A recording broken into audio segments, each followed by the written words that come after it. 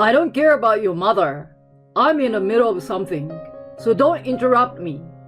She's got 6 months to live anyway. You knew she was going to be gone soon, so don't call me up every time. You can take care of your own mother yourself. One day, I received a phone call informing me that my mother was in critical condition. When I rushed to call my husband, he spat out cold words at me, as if he had no regard for human life. I sat there in a daze with the phone in my hand, thinking about my mother. I wanted to show her how happy I was with my marriage.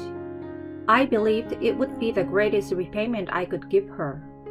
But now, I might not be able to fulfill my promise. I wiped away the tears that were welling up in my eyes and ran to the hospital. I'm sure my husband is still so absorbed in his hobbies that he has forgotten about our phone call, unaware of the unexpected tragedy that awaited him after that. My name is Sophia. I'm a 27-year-old housewife living with my husband Emery, who is 2 years older than me. I met him when I had just graduated and joined an IT company.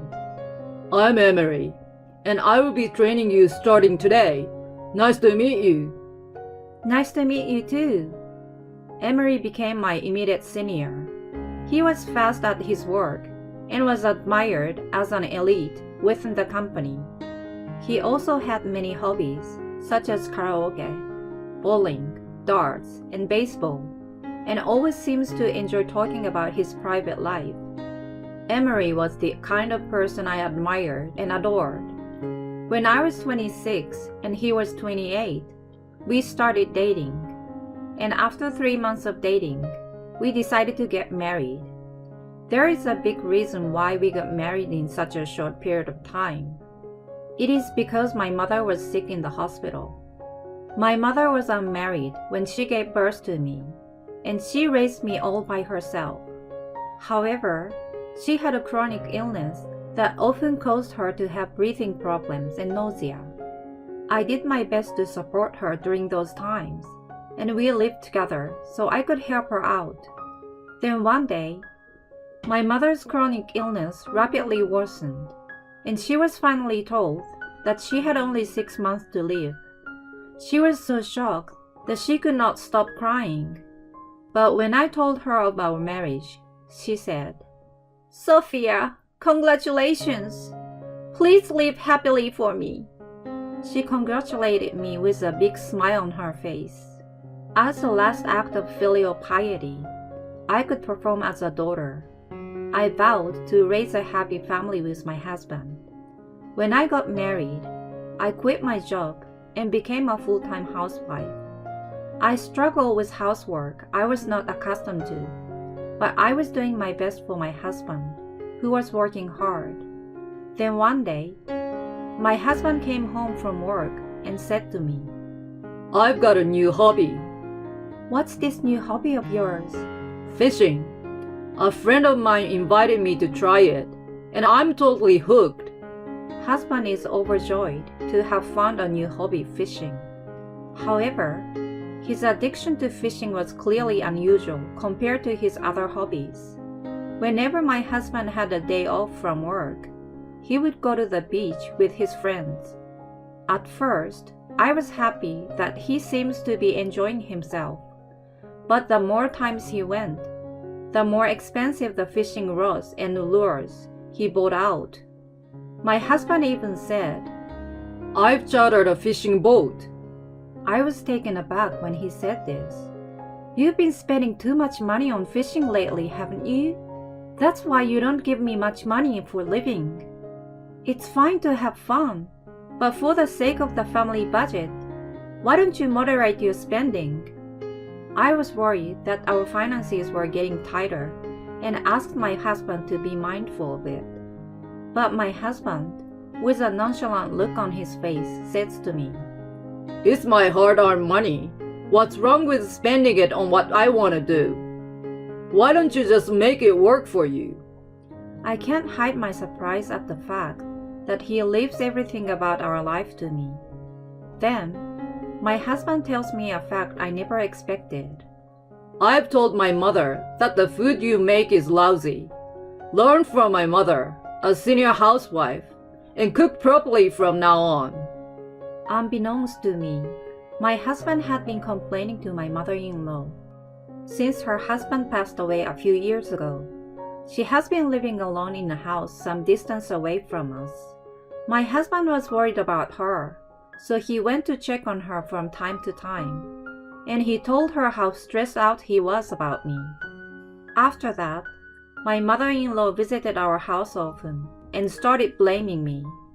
Both my husband and my mother-in-law treat me coldly, and I always felt helpless. When I talked to them about money, they insisted that I should take care of it myself, so I spent my days visiting my mother, draining my savings from my unmarried days. I was willing to put up with it for my mother's sake, but my savings were running out faster than I expected. I don't have much money left. Please give an actual allowance. I told you I don't want to. I mean, it's a waste of money to visit your mother. I hope she dies already. My husband was insane. He says my food tastes bad, and he doesn't care about my mother. I couldn't see any vision of being happy with my husband like this, and I murmured in my heart that I might not be able to fulfill the vow I made to my mother. A few days later, on a cold night, I received a call. It was from the hospital, where my mother was hospitalized, and I suddenly broke out in a cold sweat. I was afraid that something might have happened to my mother. I fearfully pressed the receiver button on my cell phone. Your mother has been rushed to the emergency room and is in critical condition. I heard the doctor's voice. Okay, I'm on my way. With that, I hung up the phone and immediately called my husband. Hello? I'm in the middle of something. My husband was in the middle of something and tried to hang up on me right away. Wait, can you calm down and listen to me? I just got a call from the hospital that Mom's life is in danger, so you need to come to the hospital right away. I'm on my way too. However, my husband doesn't change his tone and says to me, Why do I have to go? It's your mother's business, so why don't you go alone? I'm just enjoying a night of fishing. Don't bother me. He shouted at me and hung up the phone. I was stunned by my husband's attitude, as if he was a stranger to me. How could he be so heartless when the life of someone he cared about was in danger? It was my husband who should be on his way to the hospital rather than me. I felt an uncontrollable anger welling up inside me. I want to run to my husband right now and slap him. But right now, there was no time to lose. I gave up hope that my husband would come and headed for the hospital as quickly as possible. The next day, I came home and had lunch alone. Then, I received a call on my cell phone. I rushed to answer it, expecting my husband to finally call me back, but it was my friend Jenny. She was a colleague of mine from when I was working as an office worker, and we saw each other regularly after I got married. Hello, Jenny? What's wrong? Hi, Sophia. I saw something last night. So what? Please listen to me calmly. The truth is, I listened carefully to Jenny's story and found it unimaginable. Finally, in the evening, I received a call from my husband. Listen to this. I caught a big mackerel last night. It was worth sticking around in the frigid cold. We are having a mackerel dinner tonight, so ask my mom how to cook it. I want you to ruin this perfect fish. My husband was completely satisfied with his night fishing, but I didn't care about his excitement. Mom passed away. I confided in him. My husband started laughing in high spirits. I see your mother has finally passed away. How much inheritance are you getting? My husband was still under the mistaken impression that my mother had passed away. I spoke the truth clearly and indignantly. Not my mother. Your mother passed away while you were indulging in a night of fishing. Yes, the mother who was rushed to the emergency room was not my mother, but my husband's mother, my mother-in-law. My mother-in-law was at the sauna near her house and had a myocardial infarction while she was there, probably due to the extreme rise and fall of her blood pressure caused by the difference in temperature between the outside and inside. My mother-in-law was rushed to the emergency room, but her body was already stiff and she passed away. I tried to call my husband many times, but my husband kept blocking my calls, and I never heard from him again that day. This was the first time he learned of his mother's death. When I get home, you'll have to explain everything, he said and hung up the phone. At this moment, I realized how much my husband had been looking forward to my mother's death, and I despaired of his true nature. Why did I marry such a man? I was at a loss, but I decided to have a proper talk with him and waited for his return. About 30 minutes after the phone call, he came home in a hurry. He started questioning right when setting foot inside the house. Hey, what do you mean my mom's gone? Why didn't you call me? He's pissed off that it's my fault, but I don't understand what he's saying. Huh? I called you several times last night, and yet, who is the one who has been blocking my calls all this time? I said somewhat agitatedly, but my husband said, You're the one who talked about her in a confusing way. If I had heard it was my mom, I would have stopped fishing and go to the hospital right away. Even if it was an accident, you might as well have killed her. It should have been your mom who died, he said to me. I can't get anywhere talking to you. You're crazy to think you can say such a thing. I don't care if you regret it in the future. Who is going to regret it? Your mother will be going to the other side in the near future. When that happens, give me all of your inheritance as compensation for this. I finally told him to leave me alone and locked myself in my room. 3 days later, my mother-in-law's funeral was held. In addition to my husband and myself, my husband's relatives and co-workers came to pay their respects. I heard that it was so sudden that you couldn't see her at her end. I was so sorry to hear that. Yes, it was a huge shock to me. My husband would make a sad face when the mourners sympathized with him, but he scowled towards me. Then my husband began the eulogy, but I wanted to cover my ears. I was stuck at work that night my mother died. I got a call from my wife, and I managed to get a break from work and try to answer it, but she stopped calling after about 2-3 attempts. If only she had kept in touch with me until I picked up the phone. My husband was giving a sobbing speech about how it was my fault when he was obviously lying, and me being annoyed inside, saying, "What the hell is he talking about?" The mourners who didn't know the truth started giving me the cold shoulder, and I heard one of the relatives say, "That girl is not a good wife to make her husband so sad like this." I was unreasonably blamed. I was at the height of my anger. My husband was still in the middle of his speech, but I grabbed the microphone from him. "I'm sorry to interrupt. I have something I have to tell you all." Sophia, what are you doing? Are you going to ruin my mother's funeral? "I'm going to tell the truth, and you're going to shut up and listen." What? The truth? I shook off my husband's protest and played the voice recorder I was holding. I had secretly recorded my conversation with my husband when he returned from fishing.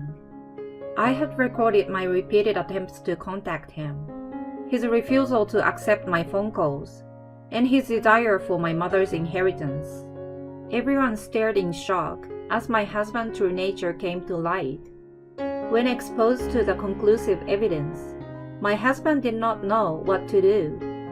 I thought there was no way to get away with this, but he stubbornly resisted. If you thought you couldn't get through, why didn't you call my office? There is no way I could use my cell phone while I was at work. There was no evidence on the voice recorder that my husband had gone fishing at night, but I still had one important fact.